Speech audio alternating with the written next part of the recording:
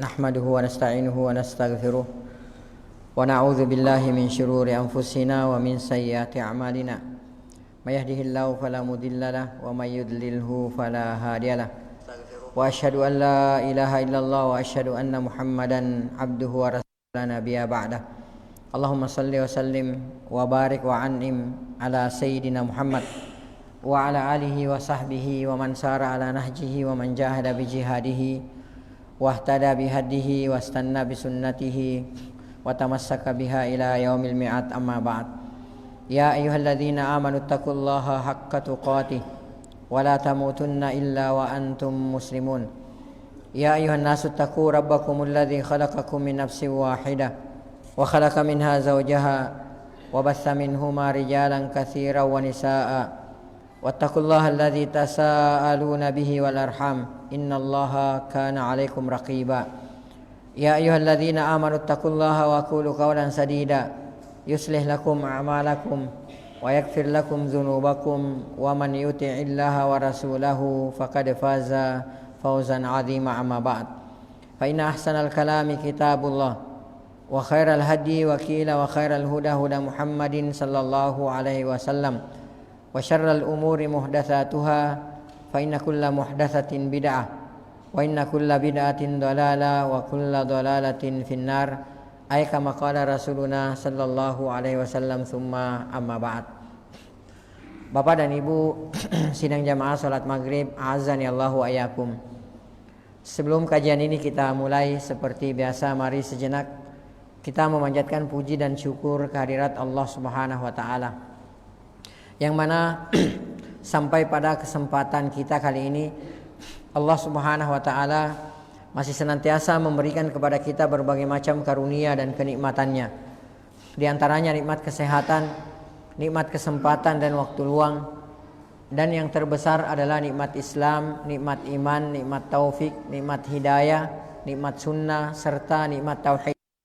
Sehingga seluruh nikmat inilah kita masih bisa melaksanakan berbagai macam bentuk ketaatan kepada Allah Subhanahu wa taala, masih bisa melaksanakan sunnah-sunnah Nabi kita yang mulia Nabi Muhammad sallallahu alaihi wasallam, dan yang terpenting adalah bahwa sampai pada sore hari ini kita masih bisa melaksanakan berbagai macam bentuk kewajiban-kewajiban yang telah ditetapkan oleh Allah Subhanahu wa taala kepada kita sebagai seorang muslim, sebagai seorang muslimah. Di antaranya melaksanakan sholat maghrib secara berjamaah, walhamdulillah. Lalu kemudian dilanjutkan dengan thalabul ilmi asy-syar'i.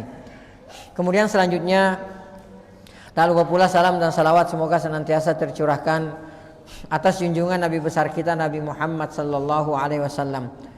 Beliau yang telah membawa, mengeluarkan dan menuntun kita dari gelap dan pekatnya alam jahiliyah menuju kepada terangnya alam Islam yang sempurna. Bapak dan Ibu sidang jamaah salat maghrib, a'azzani Allahu ayyakum. Sebelum kajian ini kita mulai, maka sebelumnya saya hendak mengingatkan kepada Bapak dan Ibu sekalian bahwa saat ini kita masih berada di bulan Zulhijjah. Dan bulan Zulhijjah ini adalah merupakan salah satu bulan yang diharamkan oleh Allah Subhanahu wa taala. Salah satu dari bulan-bulan yang diagungkan oleh Allah Subhanahu wa taala. Allah Subhanahu wa taala berfirman dalam Al-Qur'an, "Inna iddatasy syuhuri 'indallah 12 syahra." Sesungguhnya bilangan bulan-bulan tersebut di sisi Allah Subhanahu wa taala ada 12 bulan. Fi kitabillah, dalam ketetapan Allah Subhanahu wa taala, yauma khalaqas samawati wal ard. Sejak Allah Subhanahu wa taala menciptakan langit dan kata Allah Subhanahu wa taala, minha arba'atun hurum. Di antara 12 bulan-bulan yang sudah diciptakan oleh Allah Subhanahu wa taala tersebut ada 4 bulan-bulan haram. Ya, ada 4 bulan-bulan haram. Dalam Al-Quran Allah Subhanahu wa ta'ala tidak menyebutkan keempat bulan-bulan haram tersebut. Akan tetapi Nabi kita Nabi Muhammad sallallahu alaihi wasallam sudah merinci ya keempat bulan-bulan haram yang dimaksudkan oleh Allah Subhanahu wa ta'ala. Nabi kita Nabi Muhammad sallallahu alaihi wasallam pernah bersabda, "Az-zamanu kadistadara kahayatihi." Zaman itu beredar ya sesuai dengan keadaannya. Yauma khalaqas samawati wal arda, sejak Allah Subhanahu wa taala menciptakan langit dan bumi. Kata Rasulullah sallallahu alaihi wasallam, fis as-sanatu 12 syahra. Dalam setahun itu kata Rasulullah ada 12 bulan. Minha arba'atun hurum. Di antara 12 bulan-bulan tersebut ada 4 bulan-bulan haram. Dan Rasulullah merinci bulan-bulan haram tersebut. Ya, Rasulullah mengatakan, ya, salah satu mutawaliyat, ada 3 bulan yang berturut-turut. Ya, apa 3 bulan yang berturut-turut itu? Dzulqa'dah, Dzulhijjah, sama Muharram. Ya, ini 3 bulan berturut-turut. Nah, ini bulan-bulan haram ini, 3 bulan. Dzulqa'dah, Dzulhijjah, kita sekarang berada di Dzulhijjah. Dan bulan Dzulhijjah ini adalah merupakan bulan-bulan haram yang paling agung. Karena di situ berkumpulnya induk-induk ibadah. Di antaranya ibadah haji sebagaimana yang dikatakan oleh Ibnu Rajab rahimahullahu taala rahmatan wasi'ah. Terus kata Rasulullah sallallahu alaihi wasallam, wa Rajabu Mudhar, adapun bulan Rajab baina Jumada wa Sya'ban, terletak di antara bulan Jumada dan bulan Sya'ban. Berarti 4 bulan-bulan haram. Ya, yaitu Dzulqa'dah, Dzulhijjah, Muharram dan Rajab. Ini bulan-bulan haram. Nah, kata Allah Subhanahu wa taala di ayat yang sama, di surah yang sama, Allah Subhanahu wa taala mengatakan, "Fala tadlimu fihinna anfusakum." Jangan sekali-kali kalian menzalimi diri-diri kalian pada bulan-bulan haram tersebut. Saya mau tanya sama bapak-bapak, boleh enggak kita zalim di luar bulan-bulan haram? Enggak boleh. Kenapa Allah katakan fala tadlimu fihinna anfusakum? Jangan kalian menzalimi diri-diri kalian pada bulan-bulan haram tersebut. Kenapa? Ini sebagai bentuk penekanan. Kalau di luar bulan-bulan haram saja kita nggak boleh melakukan kezaliman, maka bagaimana lagi kalau sudah memasuki bulan-bulan haram? Orang-orang jahiliyah saja, orang-orang Arab jahiliyah sebelum datangnya Islam, itu mereka sangat mengagungkan yang namanya bulan-bulan haram. Mereka lagi seru-serunya nih perang nih, ya, tiba-tiba masuk bulan haram. Mereka langsung pada teriak, stop dulu bro, nanti keluar bulan haram kita perang lagi. Nah, itu orang-orang Arab jahiliyah. Mereka mengagungkan. Bukan berarti kalau sudah keluar nanti udah kita nih mau dosa nih, mau zalim, ntar tunggu Safar dulu. Nanti bulan Safar baru kita puas-puasin dosa. Enggak seperti itu maksudnya. Ya, seperti kalau saya misalnya katakan, saya sering kasih analogi, seperti kalau saya katakan misalnya bahwa matahari itu lebih besar daripada bumi. Ya, bahkan mungkin berjuta kali lipat ya besarnya matahari dibandingkan bumi. Apakah saya sedang mengecilkan bumi? Enggak. Saya tidak sedang mengecilkan bumi ini. Saya hanya sedang mengatakan betapa besarnya, sedang menegaskan bahwa yang namanya makhluk bernama matahari itu sangat luar biasa besarnya. Nah, sepertilah itu. Jadi Allah mengingatkan kita, jangan sekali-sekali kalian menzalimi diri kalian pada bulan-bulan haram tersebut. Ada yang tahu sebabnya enggak? Kenapa di bulan-bulan haram ini kita dilarang oleh Allah Subhanahu wa taala untuk melakukan kezaliman? Ada yang tahu sebabnya? Karena di bulan-bulan haram ini segala kezaliman yang kita lakukan, dosanya, kesalahannya dilipat gandakan oleh Allah Subhanahu wa taala. Jadi beda ya kalau kita gunjing orang di bulan Dzulqa'dah, bulan Dzulhijjah, Muharram sama Rajab, beda sama di bulan Syawal sama di bulan-bulan lainnya. Kalau di bulan Syawal dan bulan-bulan lainnya dosanya hanya satu ibaratnya. Tapi kalau misalnya di 4 bulan haram ini kita menggunjing, dosanya dilipat gandakan oleh Allah Subhanahu wa taala. Sebagaimana pahala kita di bulan-bulan ini dilipat gandakan ganjarannya oleh Allah Subhanahu wa taala, maka demikian pula halnya dengan dosa maksiat kezaliman yang kita lakukan di bulan-bulan ini akan dilipat gandakan ganjarannya oleh Allah Subhanahu wa taala. Ya. Jadi beda ya. Kehadiran kita sekarang ini di majelis ilmu dengan kehadiran kita di majelis ilmu di bulan Syawal dan di bulan-bulan lainnya selain bulan haram, itu ganjarannya berbeda. Di bulan ini, apalagi di bulan Dzulhijjah ini, ganjarannya dilipat gandakan oleh Allah Subhanahu wa taala. Maka semangat ya, kita melakukan amalan-amalan soleh, melakukan ketaatan di bulan haram ini, terutama di bulan Dzulhijjah ini. Dan selepas dari bulan Dzulhijjah ini masih ada 1 bulan lagi Bapak-bapak, yaitu bulan Muharram. Nanti setelah itu dijeda beberapa bulan baru masuk lagi ke bulan Rajab. Taib.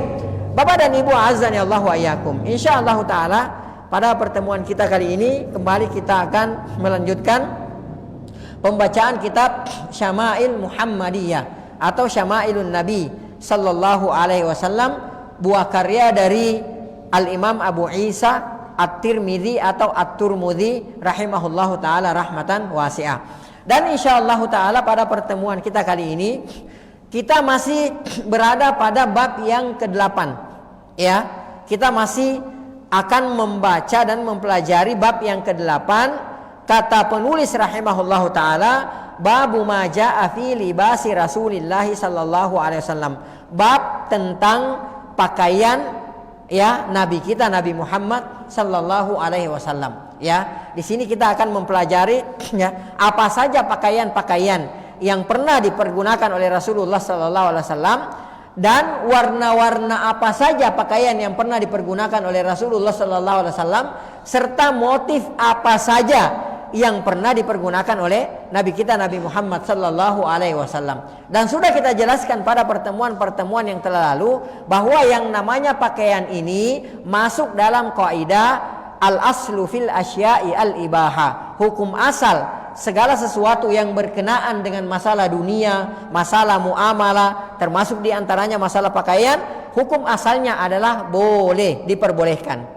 Ya, kapan tidak diperbolehkan? Sampai kemudian ada datang larangan dari agama kita yang melarang bahwa tidak boleh memakai pakaian seperti ini, tidak boleh memakai pakaian warna seperti ini, tidak boleh memakai pakaian motif seperti ini, dan lain sebagainya. Ya, intinya kalau kita mau berpakaian, selama tidak ada larangannya, maka silahkan pakai. Ya, jadi jangan mempersulit diri, jangan mempersempit diri bahwa yang nyunnah itu hanya kayak gini, gamis, jubah gitu, enggak. Ya, jangan mempersulit diri, karena kita akan lihat nanti bahwa ternyata Nabi kita Nabi Muhammad sallallahu alaihi wasallam juga pernah mempergunakan pakaian yang datang dari negeri Romawi. Ya, kalau kayak sekarang dari Amrik lah ya, dari Amerika gitu, seperti itu kalau kayak sekarang. Ya, Rasulullah pernah memakainya.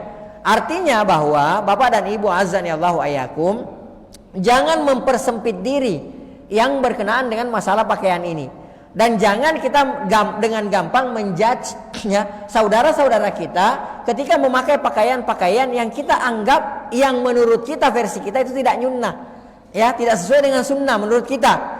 Padahal para ulama rahimahumullah taala jami'ah tidak mempermasalahkan. Bahkan Nabi kita Nabi Muhammad yang mulia, Nabi Muhammad SAW tidak mempermasalahkan pakaian tersebut. Taib, kita lanjutkan. Hadis ini, hadis yang ke-56 ini senada atau redaksinya hampir mirip dengan hadis yang ke-55 dalam bab ini, yang pada pertemuan yang telah lalu kita bacakan. Taib. Berkata al-muallif rahimahullahu taala, haddatsana Ziyad bin Ayyub al-Baghdadi. Telah menceritakan kepada kami Ziyad bin Ayyub al-Baghdadi. Qala, beliau berkata, haddatsana Abu Sumailata. Telah menceritakan kepada kami Abu Sumailah. An Abdul Mu'min bin Khalid, dari Abdul Mu'min bin Khalid. An Abdullah bin Buraidata, dari Abdullah bin Buraidah. An ummihi, dari ibunya. An ummi Salamata, dari ibunya mendapatkan kabar dari Ummu Salamah. Qalat, Ummu Salamah radhiyallahu taala anha, ya, beliau adalah salah seorang ummahatul mukminin, beliau adalah salah seorang ibunda kita. Beliau berkata, kana ahabbas thiyabi ila Rasulillah sallallahu alaihi wasallam yalbasuhu al-qamis. Ya, di sini beliau mengatakan, jadi ini kabar dari Ummul Mukminin, dari Ummu Salamah. Beliau mengatakan bahwasanya pakaian, di antara pakaian, kita terjemahkan, di antara pakaian yang paling dicintai oleh Nabi kita Nabi Muhammad sallallahu alaihi wasallam, di antara pakaian yang paling disukai oleh Nabi kita Nabi Muhammad sallallahu alaihi wasallam adalah, yang dipergunakan oleh Rasulullah adalah al-qamis. Ya, kalau kayak kita bahasakan sekarang gamis. Ya, pakaian gamis. Itu di antara pakaian yang disukai atau dicintai oleh Nabi kita Nabi Muhammad sallallahu alaihi wasallam. Nah, perkataan beliau di sini, kana ahabbas thiyab, di antara pakaian yang paling dicintai oleh Nabi kita Nabi Muhammad sallallahu alaihi wasallam, ini nanti menandakan bahwa Nabi kita Nabi Muhammad sallallahu alaihi wasallam pakaiannya itu enggak hanya satu motif saja. Ya, pakaian Rasulullah sallallahu alaihi wasallam itu enggak satu model saja. gamis-gamis saja enggak. Nanti akan kita lihat dalil-dalilnya. Ya, warna putih-putih saja enggak. Ternyata juga ada warna-warna lainnya, ada model-model lainnya. Dan bahkan nanti akan kita pelajari bahwa pakaian Nabi kita Nabi Muhammad sallallahu alaihi wasallam ada yang bersumber dari negeri Syam, juga ada yang bersumber dari negeri Yaman. Ya. Karena kita tahu bersama bahwa orang-orang Quraisy itu, ya, orang-orang Quraisy itu rihlanya ada dua. Tujuan perdagangan mereka ada dua, dan ini diceritakan oleh Allah Subhanahu wa taala dalam Al-Qur'an surah Quraisy. Li'ilafi Quraisy. Kebiasaannya orang-orang Quraisy itu ilafihim rihlatash syita'i was-saif. Rihlah asy-syita, musim dingin. Ketika musim dingin, orang-orang Quraisy itu tujuan perdagangannya ke negeri Yaman, dan as-saif, ya, ketika musim panas, maka orang-orang Quraisy itu tujuan perdagangannya kemana? Ke negeri Syam, ya. Dan negeri Syam itu mencakup negeri Palestina. Kalau sekarang ini ya, Palestina, Jordan, Suriah, dan yang lainnya, ya, seperti itu. Taib, Bapak dan Ibu azani Allahu ayyakum. Nah, di sini ya, Ummu Salamah radhiyallahu taala anha menceritakan kepada kita bahwa di antara pakaian yang paling disenangi, disukai dan dicintai oleh Nabi kita Nabi Muhammad sallallahu alaihi wasallam adalah gamis. Ya, adalah pakaian gamis. Ya, dan yang namanya istilah itu bisa berubah ya. Mungkin gamis di zaman Rasulullah sallallahu alaihi wasallam itu bisa berubah namanya di zaman kita sekarang ini. Wallahu taala alam bisawab. Ini sudah kita jelaskan pada pertemuan yang telah lalu. Taib. Sekarang kita memasuki hadis yang ke-57. Ya, berkata beliau rahimahullahu taala, haddatsana Abdullah bin Muhammad bin Al-Hajjaj. Telah menceritakan kepada kami Abdullah bin Muhammad bin Al-Hajjaj, qala, beliau berkata, haddatsana Muadz bin Hisham. Telah menceritakan kepada kami Muadz bin Hisham, qala, beliau berkata, haddatsani abi. Telah menceritakan kepadaku ayahku an Budail, ya, dari Budail, yakni yang dimaksudkan Budail di sini adalah Ibnu Maisarata al-Uqaili. Ya, jadi yang disebut sebagai Budail yang dimaksudkan adalah Ibnu Maisarah al-Uqaili. Ya, orang biasa gitu kan, namanya double. Ya, si fulan. Ya, oh si fulan itu ya, disebutkan nama lainnya. Kan seperti itu. Kadang-kadang ada orang punya gelar, kemudian ada nama aslinya, ada kunyahnya dan lain sebagainya. Taib. An Syahr bin Husyaib. Dari Syahr bin Husyaib. Nah, hadis ini dikoreksi oleh para ulama hadis, ya, bahwa hadis ini adalah merupakan hadis yang dhaif, ya, dhaif dari sisi sanad, bukan dari sisi matan, bukan dari kontennya, tapi dari sisi sanadnya. Karena kenapa? Hadis ini dari segi konten, dari segi matannya itu ada syahidnya, ada pendukung hadis-hadis yang lain, ya, dari segi matannya, dari segi kontennya. Yang bermasalah yang dikritisi oleh para ulama adalah dari segi sanadnya. Jadi di sini ada perawi yang bernama Syahr bin Husyaib. Syahr bin Husyaib ini orangnya terpercaya, bisa dipercaya. Akan tetapi mungkin karena hafalannya lemah dan apalah segala macamnya sehingga hadisnya didhaifkan, dikritisi oleh para ulama. Ya, beliau mengatakan an Asma binti Yazid, dari Asma binti Yazid qalat. Ya, jadi Asma binti Yazid berkata, Asma binti Yazid berkata, ya, kana kummu qamisi Rasulillah sallallahu alaihi wasallam, adalah panjang lengan gamis beliau sallallahu alaihi wasallam ilar rusgi, sampai ke pergelangan tangan, kayak gini. Ya, sampai ke pergelangan tangan. Ini gamisnya Rasulullah SAW. Ya, jadi secara umum, ya, Nabi kita Nabi Muhammad SAW itu kebanyakan memakai lengan panjang. Ya, kita tidak katakan bahwa lengan pendek itu tidak diperbolehkan. Ingat, masalah pakaian ini adalah masalah yang luas. Ya, babun wasi, ada keluasan di dalam pakaian ini. Ya, jadi kita tidak katakan bahwa kenapa antum pakai lengan pendek? Kan Rasulullah rata-rata enggak seperti itu. Ya, di sini hanya memberikan kabar kepada kita bahwa pakaian Rasulullah SAW, gamisnya Rasulullah SAW itu sampai ke lengan. Ya, sampai ke lengan. Nah, apakah ini pertanda bahwa tidak diperbolehkan gamis seseorang itu melebihi daripada pergelangan tangannya? Ya, mungkin ada hadis yang menjelaskan, tapi mungkin hadisnya dhaif. Ya, yang melarang isbal dari segi pakaian, dari segi baju. dari segi gamis, ya, yang sampai gombrong-gombrong gitu kan, seperti itu. Kata para ulama, ya, batas maksimalnya adalah sepanjang jari kita, ya. Jadi kalau kayak gini, seperti ini Rasulullah sampai pergelangan, ya, pergelangan kan sini sampai di sini, ya, ujung daripada gamis Rasulullah. Kata para ulama diberikan toleransi sampai ujung ujung jari-jari, ya, jadi kayak panjang segini misalnya, ya. Selebihnya itu kata para ulama tidak diperbolehkan, ya. Saya pernah ngelihat negara-negara tertentu ada pakaian-pakaian khasnya itu sampai-sampai kadang-kadang kalau tangannya dilurusin begini ini menutupi jari-jarinya, itu saking panjangnya lengannya. Ada, nggak usah saya sebutkan, antum mungkin biasa lihat juga, ya. Itu pakaian khas mereka kadang-kadang seperti itu. Nah, kalau Rasulullah SAW, kalau kita mau tahu gamis beliau, ya, lengannya panjang itu sampai kepada pergelangannya. Sekali lagi bahwa ini tidak melarang kepada kita untuk memakai yang namanya lengan pendek, tidak, ya. Jadi jangan menjudge orang, jangan antum nggak nyunah bajunya lengan pendek gitu. Rasulullah enggak seperti itu, ya. Nah, di riwayat-riwayat yang lain juga diceritakan bahwasanya Rasulullah Sallallahu Alaihi Wasallam ketika beliau sujud, mungkin sudah pernah saya jelaskan juga di sini. Ketika Rasulullah Sallallahu Alaihi Wasallam sujud, itu ketiak beliau yang putih dan yang mulia kelihatan oleh para sahabat radhiyallahu taala anhum ajmain.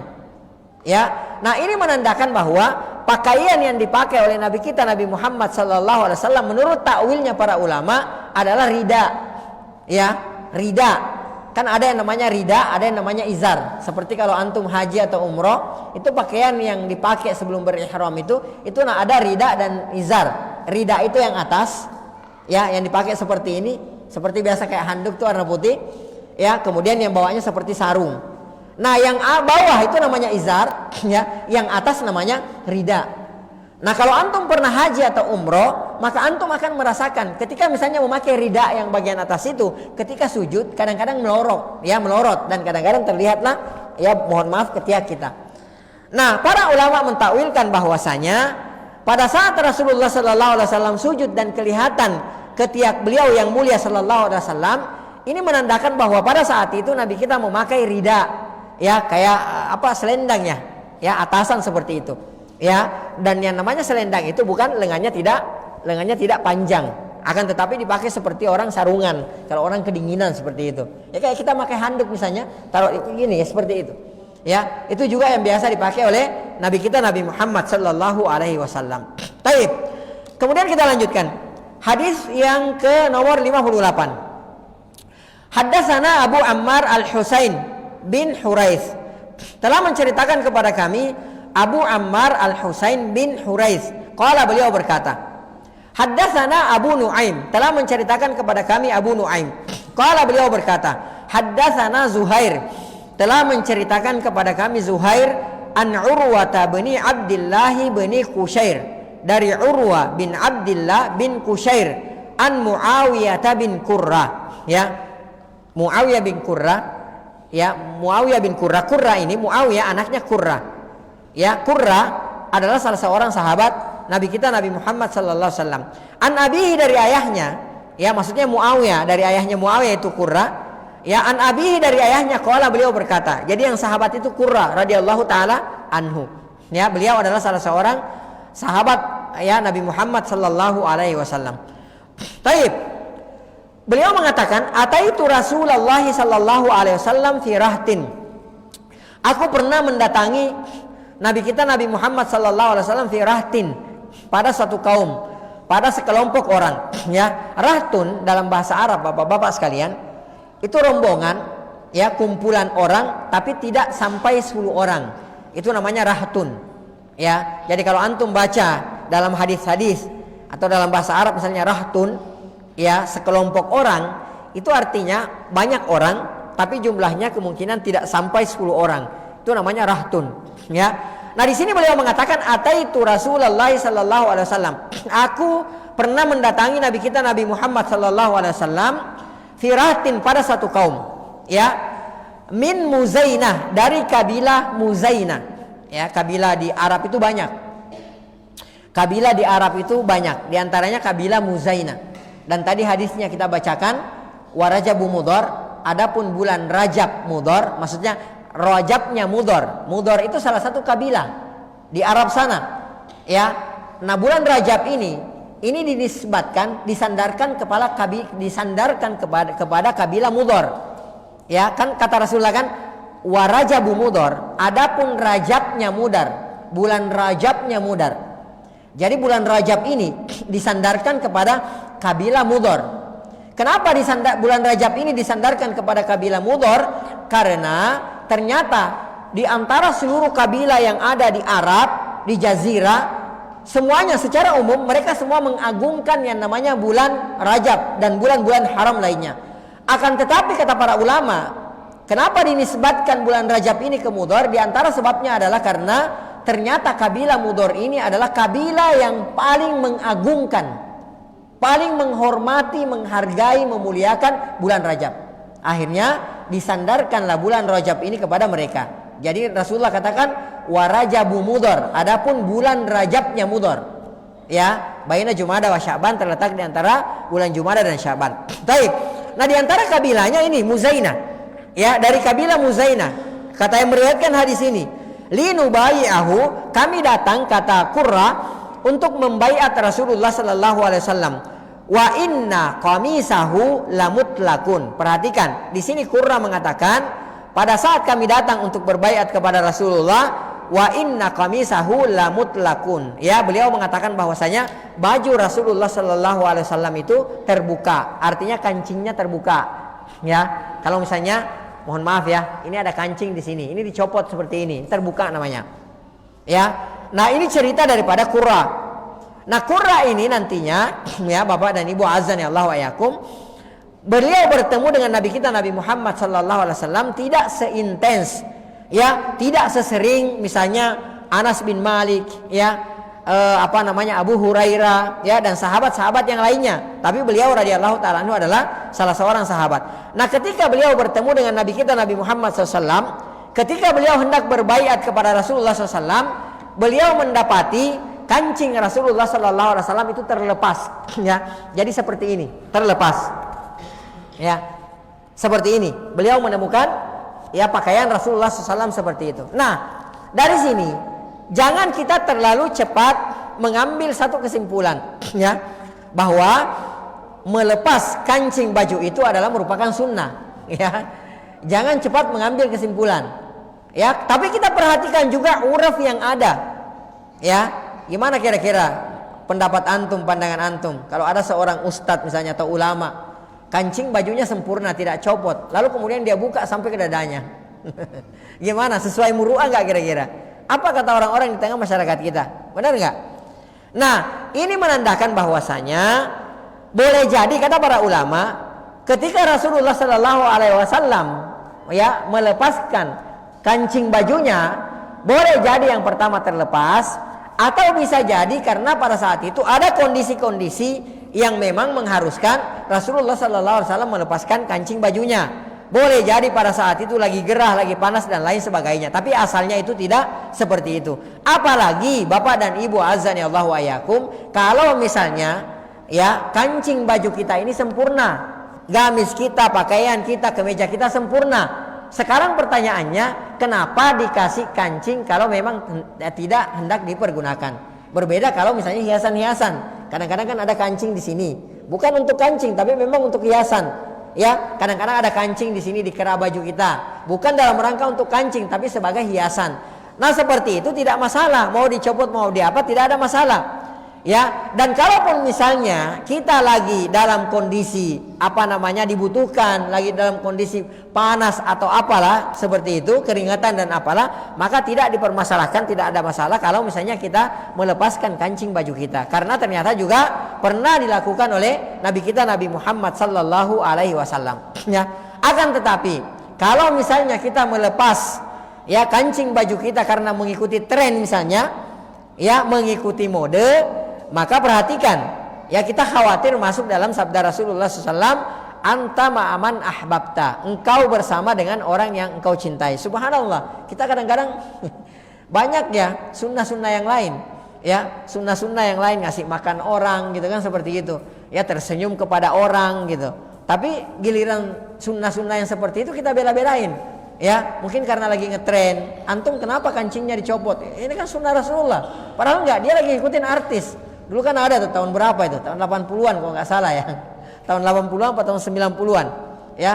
Oh, karena apa namanya? Ada orang-orang tertentu yang suka copot kancing bajunya sampai di dada, mungkin karena dadanya berbulu gitu kan, seperti itu. Akhirnya kita ikut-ikutan. Yang tadinya nggak ada bulu-bulunya, akhirnya dia beli itu. Beli minyak apa tuh, ada yang digosokin sehingga bulu-bulunya tumbuh. Subhanallah. Ya, jadi kalau misalnya memang dibutuhkan silakan, ya, silakan dicopot. Akan tetapi kalau memang kancing baju kita komplit lengkap dan tidak dibutuhkan untuk dibuka, maka sebaiknya kita kancing, ya, seperti itu. Tapi kita tidak boleh mempersalahkan kalau ada orang yang mencopot kancing bajunya. Taib. Kemudian beliau mengatakan, atau beliau berkata, kata yang meriwayatkan hadis ini, rizu qamisihi mutlak, kancing gamis beliau itu terlepas. Qala beliau berkata, yakni Qurra berkata, fa adkhaltu yadi fi jaibi qamisihi. Lalu kemudian kata Qurra radhiyallahu taala anhu, aku memasukkan tanganku ke jaib, ya, jubah Rasulullah sallallahu alaihi wasallam. Ya, kalau jaib secara terminologi, secara etimologi, secara logo, secara bahasa itu kantong, jaib. Ya, tapi yang dimaksudkan di sini dengan jaib adalah, ya, karena gamis Rasulullah SAW itu adalah gamis yang tengahnya itu bolong seperti ini, ya. Jadi ada bolongan seperti ini untuk memasukkan kepala dan lehernya, Sallallahu Alaihi Wasallam. Itu namanya gamis. Ya, jadi dimasukkan seperti ini, jadi ada bolongan di tengahnya. Kalau kayak kita sekarang kan semua dicopot, ya, copot semuanya. Ya, kalau enggak ini di tengah dibolongin supaya memudahkan memasukkan kepala dan kepala dan lehernya. Ya, nah itu yang dimaksudkan jaib oleh Qurra. Beliau mengatakan fa adkhaltu yadi, ya, fi jaibi qamisihi, ke jaib, ya, kebolongan, ya, gamisnya Rasulullah sallallahu alaihi wasallam, famasastul khatam. Lalu kata beliau, aku pun memegang, ya, tanda kenabian Nabi Muhammad sallallahu alaihi wasallam yang dulu sudah pernah kita ceritakan, ya, sudah pernah kita bacakan hadis-hadisnya tentang tanda-tanda khatam atau stempel tanda kenabian Nabi kita Nabi Muhammad sallallahu alaihi wasallam yang berada di atas pundak beliau sallallahu alaihi wasallam. Ya, beliau mengatakan famasastu al khatam, lalu aku pun memegang, ya, tanda kenabian kita Nabi Muhammad sallallahu alaihi wasallam. Taib. Selanjutnya hadis yang ke-59, ya, al muallif rahimahullahu taala mengatakan haddatsana Abdu bin Humaid, ya, telah menceritakan kepada kami Abdu Humaid, ya, Abdu bin Humaid. Qala, beliau mengatakan haddatsana Muhammadu bin Al-Fadli, ya, telah menceritakan kepada kami Muhammad bin Al-Fadl rahimahullahu taala. Muhammad bin Al-Fadl ini adalah salah seorang gurunya Yahya bin Ma'in rahimahullahu taala. Ada yang tahu siapa itu Yahya bin Ma'in? Ya, pendekar hadis, ya, pendekar ilmu hadis, pendekar ilmu jarah wa ta'dil. Beliau yang bisa mengatakan, oh ini orang cacat, ini nggak bisa diterima hadisnya, ini diterima hadisnya. Beliau tahu semuanya. Yahya bin Ma'in rahimahullah taala. Nah, Muhammad bin Al-Fadl ini adalah gurunya Yahya bin Ma'in rahimahullah taala. Ya, kalau kita istilahkan sekarang, ya, Yahya bin Ma'in ini adalah pendekar jarah wa ta'dil. Ya, bukan kaleng-kaleng, paten asli. Ya, beliau bisa menilai orang, oh ini hadisnya nggak diterima, ini hadisnya diterima, dan lain sebagainya. Ya, beliau gurunya Muhammad bin Al-Fadl. Ya, ada kisah yang menarik antara Muhammad bin Al-Fadl dan Yahya bin Ma'in rahimahumallahu taala. Ya, jadi ketika Yahya bin Ma'in bertemu dengan Muhammad bin Al-Fadl, ya, beliau Muhammad bin Al-Fadl hendak ketika Yahya bin Ma'in meminta hadis, kalau tidak salah hadis ini, ya, beliau mengatakan, Muhammad bin Al-Fadl mengatakan, sebentar, saya ambil dulu kitabnya, saya ambil dulu bukunya, karena buat make sure, takut salah baca hadis. Ya, beliau tidak diragukan hafalannya, akan tetapi supaya make sure betul-betul 100% karena mau ditransfer ke muridnya, maka beliau hendak mengambil bukunya. Terus kata Yahya bin Ma'in, ya, tunggu dulu sebentar, ya, imla aja dulu, bacain aja dulu, nanti setelah itu baru ambil. Karena beliau khawatir, lihat bagaimana mereka itu, bagaimana mereka memanage waktunya, bagaimana mereka takut kehilangan momen. Beliau khawatir, takut jangan-jangan beliau lagi masuk ngambil bukunya, tiba-tiba beliau duluan yang meninggal dunia atau gurunya duluan yang meninggal dunia. Atau ada apa-apa sehingga hadis itu terluput darinya. Kalau bapak-bapak mau tahu, ulama-ulama kita dahulu rahimahumullah ta'ala jami'ah, mereka itu demi mencari satu hadis, mereka ada yang rela jalan berbulan-bulan, ya, jalan berbulan-bulan untuk mengejar satu hadis, ya. Bagaimana dengan kita sekarang? Bahkan kalau bapak-bapak mau tahu, ada salah seorang sahabat senior, ya, kalau tidak salah namanya Jabir bin Abdullah, kalau tidak salah ya, Jabir bin Abdullah radhiyallahu taala anhu, ini sahabat loh, sahabat senior. Jabir bin Abdullah radhiyallahu taala anhu mendengarkan satu hadis. Ya, ketika mendengarkan hadis ini, ya, beliau tanya, ini hadis dari mana? Siapa yang menyampaikan? Ya, kemudian beliau dapatkan kabar bahwa hadis ini, ya, beliau dapatkan ada yang menyampaikannya dari Rasulullah adalah, ya, Abdullah bin Unais, sahabat junior. Ya, kalau Jabir bin Abdullah sahabat senior, ya, kalau Abdullah bin Unais adalah sahabat junior, ya, sahabat kecil gitu kan, seperti itu. Adanya sahabat junior itu di mana? Adanya di negeri Syam. Sementara Jabir bin Abdullah adanya di Madinah. Jaraknya 1500 km lebih. Kalau ditempuh dengan onta terbaik, normalnya itu 1 bulan ke sana, 1 bulan ke sini. Berarti 2 bulan bolak-balik. Ya, maka Jabir bin Abdullah radhiyallahu taala anhu segera membeli seekor onta yang bagus. Ya, lalu kemudian beliau pun berangkat ke negeri Syam hanya untuk make sure bahwa hadis ini betul dari Nabi kita Nabi Muhammad sallallahu alaihi wasallam. Ya, bayangkan orang-orang sekarang dengan gampangnya dia terima hadis, dengan gampangnya dia mengamalkan sesuatu, lalu kemudian dia menyandarkan, menisbatkan bahwa oh ini dari Rasulullah. Kalau diingatkan ini hadis lemah, oh nggak apa-apa, ini dari Rasulullah. Padahal Nabi kita Nabi Muhammad SAW pernah mengancam kita, man kadzaba alayya muta'ammidan, barang siapa yang sengaja berdusta atas namaku, kata Rasulullah, falyatabawwa maq'adahu minan nar, hendaklah dia mempersiapkan kaplingnya, tempat duduknya di neraka. Wa na'udzubillahi min dzalik. Jadi kalau kita tahu bahwa ada hadis ini lemah, kita sudah tahu, lalu kita mengatasnamakan Nabi kita Nabi Muhammad SAW, maka kita termasuk daripada hadis ini. Maka kalau kita tahu bahwa hadis ini lemah, kita katakan bahwa hadis ini lemah. Ya, hadis ini lemah. Gitu kan, seperti itu kita terangkan, diriwayatkan bahwa Rasulullah mengatakan, tapi hadis ini lemah, kita ceritakan. Ya, seperti itu. Taib. Nah, Abdullah bin Jabir radhiyallahu taala anhu pun berangkat. Ketika sampai di negeri Syam, kemudian beliau mengatakan kepada pembantunya Abdullah bin Unais, ya, saya mau bertemu dengan Abdullah bin Unais. Ya, biasa namanya pembantu bertanya, antum dari mana? Ya, kalau kayak kita sekarang, bapak dari mana? Saya dari Madinah. Kasih tahu Abdullah bahwa saya dari Madinah, saya Jabir bin Abdullah mau ketemu dengan beliau. Ya. Nah, pembantu ini menyampaikan kepada Abdullah bin Unais. Ya, kemudian pembantu ini mengatakan ada seseorang di depan dari Madinah mau bertemu dengan Anda, namanya Jabir bin Abdullah. Kemudian Abdullah bin Unais kaget, lalu beliau mengatakan, Jabir bin Abdullah, sahabat Rasulullah SAW? Ya begitu mungkin gitu. Lalu kemudian beliau pun bertemu dengan Jabir, beliau peluk, ya beliau menangis di pelukan Jabir bin Abdullah radhiyallahu taala anhu. Lalu kemudian beliau mengatakan, Abdullah bin Unais mengatakan, apa yang membawa Anda datang ke sini, datang ke rumah saya? Ya, kenapa Anda tidak tidak mengirim utusan kalau ada perlu atau dan segala macam? Enggak. Saya enggak perlu apa-apa. Saya hanya pernah mendengarkan hadis, ya Rasulullah bersabda begini dan saya dengar bahwa itu dari Anda. Apakah betul atau tidak? Kata Abdullah bin Unais, betul, saya mendengarkan Nabi sallallahu alaihi wasallam bersabda begini. Lalu kemudian apa kata Jabir bin Abdullah? Kalau begitu, sudah selesai urusan saya mau pamit sama antum, insyaallah. Ya.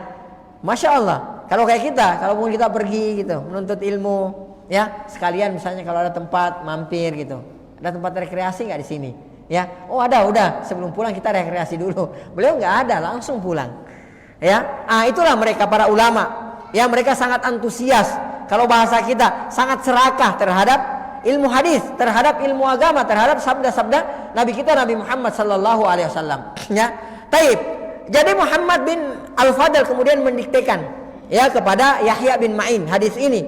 Lalu kemudian setelah itu masih ada waktu, barulah kemudian ya Muhammad bin Al-Fadl mengambil kitabnya lalu kemudian membacakan kepada ya Yahya bin Ma'in rahimahullah taala. Qala, beliau berkata, haddatsana Hammad bin Salamah. telah menceritakan kepada kami Hammad bin Salamah an Habib bin Syahid dari Habib bin Syahid, anil Hasan dari Al Hasan, an Anas bin Malik.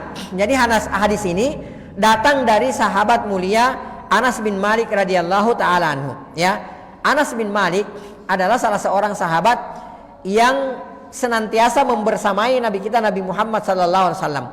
Ya, jadi Anas bin Malik sering kita ceritakan, beliau adalah sahabat, betul beliau adalah sahabat junior. Akan tetapi Anas bin Malik ini adalah salah seorang ulamanya sahabat, dan Anas bin Malik ini adalah salah seorang sahabat yang keluar masuk rumah Rasulullah sallallahu alaihi wasallam, keluar masuk rumah nubuwah, dan beliau tumbuh berkembang di dalam di dalam rumah nubuwah. Karena beliau adalah seorang Ansar. Ketika Nabi Muhammad sallallahu alaihi wasallam sampai di Madinah, ibunya Anas bin Malik radhiyallahu taala datang kepada Rasulullah. Beliau mengatakan kepada Rasulullah, "Ya Rasulullah, kaum Ansar lainnya memberikan Anda hadiah. Saya tidak bisa memberikan hadiah apa-apa kecuali saya berikan anak ini, saya hibahkan anak ini untuk membantu Anda." Maka jadilah Anas bin Malik radhiyallahu taala sebagai pembantunya Nabi Muhammad sallallahu alaihi wasallam.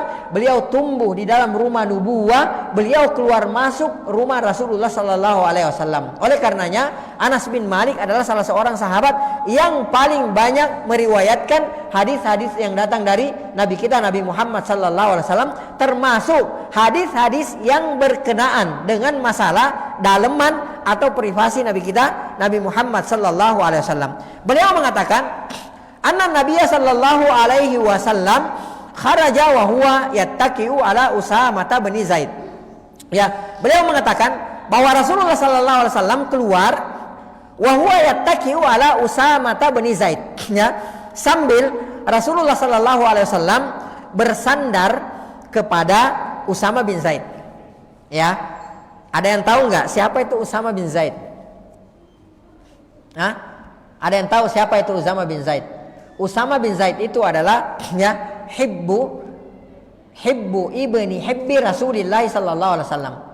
Usamah bin Zaid itu dikenal dengan sahabat kecintaan, anak dari kecintaan Rasulullah sallallahu alaihi wasallam. Ya, jadi Usamah bin Zaid beserta ayahnya juga dicintai oleh adalah salah seorang sahabat, dua orang sahabat yang paling dicintai oleh Nabi kita Nabi Muhammad sallallahu alaihi wasallam. Makanya ketika di zamannya Umar bin Khattab menjadi khalifah, Umar bin Khattab radhiyallahu taala anhu memberikan jatah lebih kepada Usamah bin Zaid. Dan memberikan jatah kepada anaknya Ibnu Umar lebih sedikit daripada Usamah bin Zaid. Kemudian anaknya Umar protes, "Loh, kok saya dikasih sedikit? Usamah bin Zaid dikasih banyak, dikasih lebih daripada saya, kok nggak sama?" Maka apa kata Umar bin Khattab radhiyallahu taala anhu, "Kamu tahu nggak sih, ayahnya dia lebih dicintai oleh Rasulullah daripada aku, dan anaknya dia lebih dicintai Rasulullah daripada kamu." Ya, insyaallah. Jadi beliau Usamah bin Zaid ini disebut hibbu ibni hibbi Rasulillah sallallahu alaihi wasallam, kecintaan dari anak kecintaan Rasulullah sallallahu alaihi wasallam.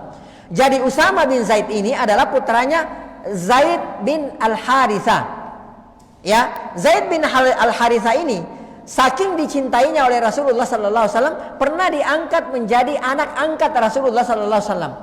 Bahkan pernah nasabnya dinisbatkan kepada Nabi kita Nabi Muhammad sallallahu alaihi wasallam sebelum turun ayat. Jadi Zaid bin Al-Haritha ini radhiyallahu taala anhu adalah dulunya sebelum Islam, sebelum Nabi Muhammad diutus, beliau itu diculik, diambil oleh perompak. Lalu kemudian asalnya beliau itu orang merdeka, keluarganya beliau asalnya orang merdeka. Suatu ketika diculik sama perompak pada saat kecilnya. Lalu kemudian dijadikan budak, dijuallah kepada ponakannya Khadijah, istri Rasulullah SAW, Khadijah radhiyallahu taala anha. Kemudian Khadijah setelah menikah dengan Nabi kita Nabi Muhammad SAW, beliau pun memberikan budak tersebut, yakni Zaid bin Al-Haritha, kepada Rasulullah, dihadiahkan. Lalu kemudian Rasulullah SAW membebaskan Zaid bin Al-Haritha radhiyallahu taala anhu, maka jadilah beliau maula Rasulullah SAW.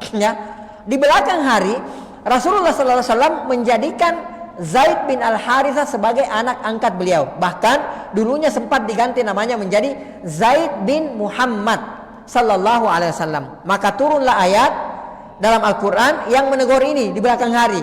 Allah Subhanahu wa taala berfirman, "Ud'uuhum liabaihim huwa aqsatu indallah." Panggillah mereka itu dengan dengan nama ayah-ayah mereka. Ya, maksudnya bukan Zaid bin Muhammad, tapi Zaid bin Al-Harithah, seperti itu. Ya. Nah, apakah kita boleh atau tidak boleh mengangkat anak? Boleh nggak? Boleh. Jadi bukan mengangkat anaknya yang dipermasalahkan oleh Allah, tapi yang dipermasalahkan apa? Mengganti nama ayahnya. Ya kan, saya yang ngambil dari kecil, saya kan yang piara dari bayi sampai kemudian saya nikahkan. Wajar dong diganti. Nah, jadi misalnya Abdullah bin Zaid misalnya, kan? Padahal namanya Abdullah bin Abdullah misalnya, karena Zaid yang ngambil dia makanya diganti. Ini nggak boleh, haram, nggak boleh dalam Islam. Ya, mohon maaf, saya juga mau ingatkan, mumpung saya lagi ingat, suami istri-istri itu suka kalau sudah menikah itu diganti namanya menjadi suaminya. Jadi misalnya Aisyah yang tadinya binti Abdullah, nama suaminya misalnya Ali, jadi Aisyah Ali gitu. Ini nggak boleh. Ya, nggak boleh kita pindahkan nasab ayah kita kepada yang lainnya. Ini tidak boleh, haram dalam agama kita ini. Ya, Nabi Muhammad sallallahu alaihi wasallam itu pernah ditegur oleh Allah Subhanahu wa taala, "Ud'uuhum li abaihim huwa aqsatu indallah." Kemudian ya Allah Subhanahu wa taala juga berfirman, ya. Allah Subhanahu wa taala berfirman, "Wa ma kana Muhammadun aba ahadin min rijalikum, walakin Rasulullah wa khataman nabiyyin." Ya, jadi Nabi Muhammad itu bukanlah bapak salah seorang di antara kalian. Akan tetapi Nabi Muhammad sallallahu alaihi wasallam adalah Rasulullah sallallahu alaihi wasallam adalah utusan Allah Subhanahu wa taala dan penutup para nabi. Nah, Usama bin Zaid ini Usama bin Zaid ini adalah anaknya Zaid bin Al-Harithah. Ya, jadi ceritanya panjang. Awalnya, enggak apa-apa ya, kita cerita sejarah sedikit. Jadi di belakang hari Rasulullah sallallahu alaihi wasallam itu hendak menikahkan Zaid bin Al-Harithah, karena beliau kan mantan budak, maula statusnya, ya. Dan orang-orang Arab pada saat itu sangat mengenal yang namanya kasta. Ya, ada ya kayak sebagian saudara-saudara kita ya, ada yang namanya darah biru gitu kan. Ada yang namanya darah hijau dan lain sebagainya. Intinya berkasta-kasta lah, seperti itu, ya. Ada yang bangsawan, ada yang begini dan lain sebagainya. Padahal di sisi Allah itu nggak seperti itu. Kalau di sisi Allah kan, inna akramakum indallahi atqakum. Yang paling mulia di antara kalian di sisi Allah adalah orang yang bertakwa. Ya, itu di dalam agama kita nggak ada seperti itu. Kalau di agama-agama lain mungkin ada. Ya, orang ada lah, nggak usah kita sebutkan agama apa, tapi antum pasti tahu yang mengenal kasta-kasta gitu loh. Walaupun belakangan datangnya dia harus di depan gitu loh. Karena kastanya lebih tinggi. Ya, taib. Jadi ketika sudah masuk waktu ya. Wallahu taala alam bisawab, kita azan dulu ya. Setelah azan kita lanjutkan. Naam, barakallahu fikum.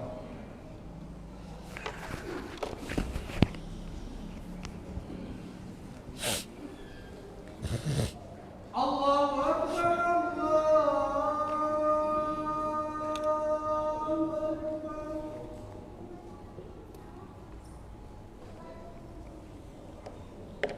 Allahu akbar.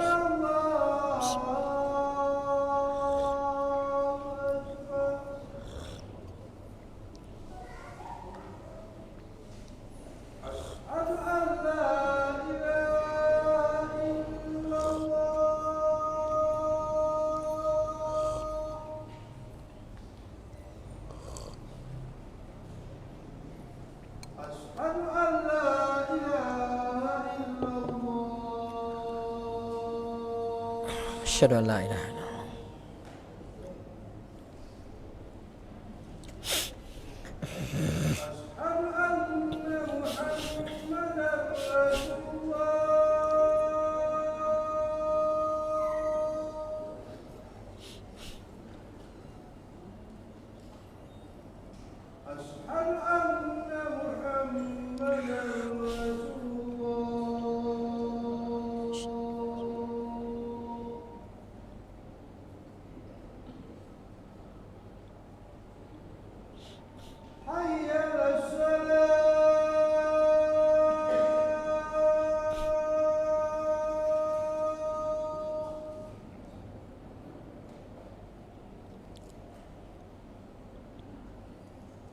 حي على الصلاة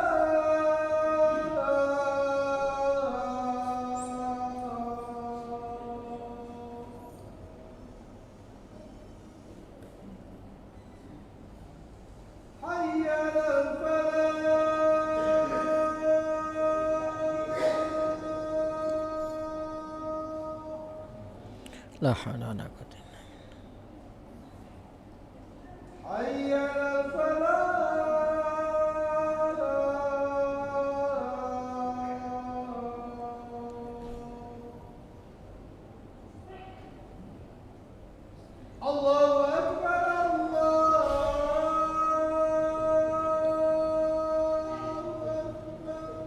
Allahu akbar.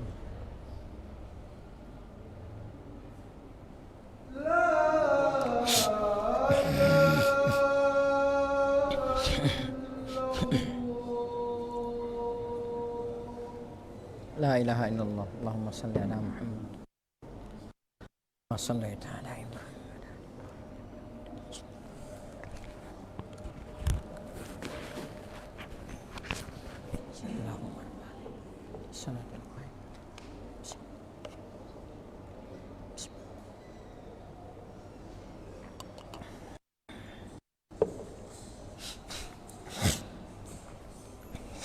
Baik, kita lanjutkan. Ya, jadi kemudian Rasulullah sallallahu alaihi wasallam melamarkan Zaid bin Al-Harithah yang mantan budak ini kepada sepupu Nabi kita Nabi Muhammad sallallahu alaihi wasallam, ya, yang bernama siapa? Zainab binti Jahsy. Ya. Zainab binti Jahsy, ya. Zainab ini radhiyallahu taala anha, ya, seorang yang keturunan bangsawan, ya, ya, dan apa namanya, ya, keturunannya Abdul Muttalib, ya, kakeknya Rasulullah sallallahu alaihi wasallam, bangsawan. Kemudian Zainab radhiyallahu taala anha mendengarkan, menerima lamaran ini, kemudian beliau menolak, ya, gimana ceritanya? Saya seorang bangsawan, sementara Zaid bin Al-Harithah radhiyallahu taala anhu adalah mantan budak. Ini nggak level, nggak ketemu. Ya, jadi masih ada sifat-sifat seperti itu. Ya, karena beliau seorang putri bangsawan, terhormat, terpandang di kota Mekah. Ya, seperti itu. Taib. Kemudian akhirnya Zainab mengatakan, ya udah, saya mikir-mikir dulu. Lalu kemudian turunlah firman Allah Subhanahu wa taala, "Wa ma kana lil mu'minin wala mu'minatin." Tidak pantas bagi seorang mukmin perempuan dan mukmin perempuan, idza qadallahu wa rasuluhu amra, apabila Allah dan Rasulnya memilihkan atau menentukan satu perkara baginya, an yakuna lahumul khiyaratu min amrihim, bahwa dia ada second opinion, ada pilihan yang lain. Ya, akhirnya beliau pun sami'na wa ta'na. Ya, jadi semua kesukuan itu hilang. Ya, kesukuan hilang, segala macamnya hilang karena turunnya ayat Allah Subhanahu wa taala. Lebih mendengarkan Allah Subhanahu wa taala dan Rasulnya. Dia enggak peduli apa kata orang. Ya, karena Allah sudah mengatakan, wa makana lil mu'minin wala mu'minah, tidak pantas bagi seorang mukmin laki-laki dan mukmin perempuan kalau Allah sudah memutuskan satu perkara bahwa dia mempunyai second opinion, ada pendapat yang lain, ada pilihan yang lain. Akhirnya pun menikah. Ya, Zaid bin Al-Harithah menikah dengan Zainab, ya, binti Jahsy, ya. Taib. Kemudian menikahlah mereka. Akan tetapi yang namanya tidak selevel, ya gitulah, enggak akur. Ya, mungkin sering berantem, ya, Zainab mempermasalahkan dan lain sebagainya. Ya, akhir tahun kemudian usia perkawinan pun hanya setahun saja. Ya, dan ini diceritakan oleh Allah Subhanahu wa taala dalam Al-Qur'an. Satu-satunya sahabat, ya, radhiyallahu taala anhum ajmain yang disebutkan namanya dalam Al-Qur'an Zaid bin Al-Harithah, ya, radhiyallahu ta'ala, satunya sahabat disebut Allah dalam Al-Qur'an.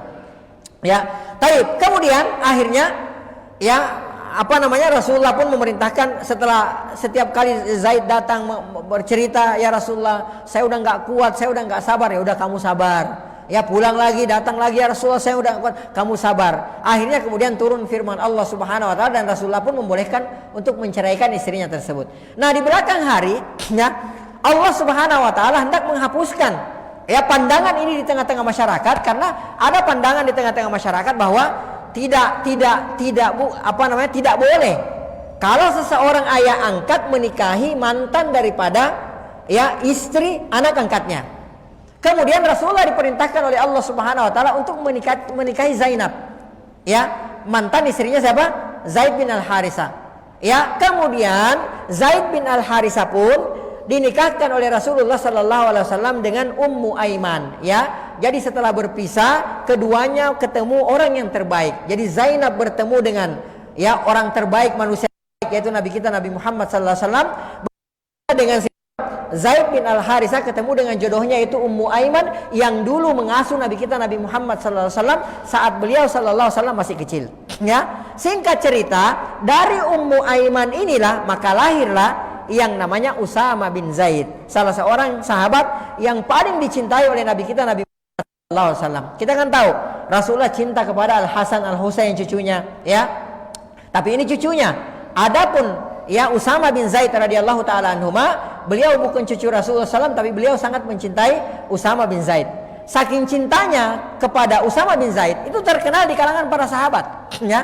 Bahkan pernah ada satu kejadian, ya, ada salah seorang pembesar wanita Quraisy yang nyolong, ya, dan orang nggak nyangka kalau ini perempuan dari suku Makhzumiyah kalau nggak salah. Ini orang Makhzumiyah, ya, wanita Quraisy. Orang nggak nyangka kalau si wanita ini nyolong, ya, karena memang ada juga di tengah-tengah masyarakat kita ada yang disebut sebagai kleptomania. Jadi bukan dia nggak punya, duitnya ada, barangnya ada, tapi memang penyakit, nggak bisa lihat barang dia nyolong gitu loh. Mungkin seperti itu, ya. Akhirnya orang-orang pun dari kaumnya mengatakan, aduh ini gimana? Apa kata orang kalau dia dipotong tangannya? Kalau mencuri kan potong tangannya kan? Ya pasti dipotong tangannya dengan ukuran-ukuran tertentu gitu kan, seperti itu. Akhirnya mereka ribut atau gimana caranya supaya orang ini terbebas dari hukuman. Akhirnya mereka mengatakan, kita bicara kepada Usama bin Zaid. Biar Usama bin Zaid pelan-pelan bicara kepada Rasulullah SAW. Ya, kalau kayak orang sekarang gitu, ya, ada kenalan gitu kan, ada kenalan. Masih ada waktu nggak? Sedikit nih. Ada kenalan gitu kan, pejabat gitu.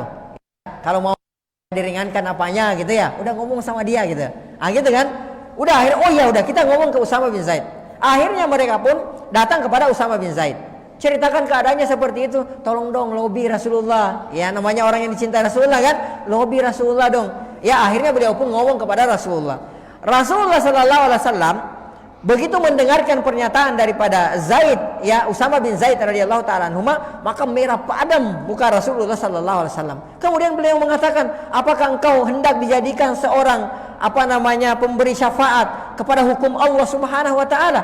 Ya, kemudian Rasulullah pun naik berkhutbah, kemudian beliau mengatakan, ya, fa innama ahlakal ladzina min qablikum, sesungguhnya di antara sebab rusaknya orang-orang sebelum kalian, kalau orang-orang pembesarnya mencuri, tarakuhum, mereka tinggalkan, mereka enggak tegakkan hukuman. Tapi kalau orang-orang lemahnya yang mencuri gitu kan, seperti itu, mereka buru-buru menegakkan hukum. Kata Rasulullah SAW, waimullah, demi Allah, lau sarakat Fatimah bintu Muhammad, jangankan orang itu, andai Fatimah binti Muhammad mencuri, lakata'tu yadaha, aku pasti memotong tangannya.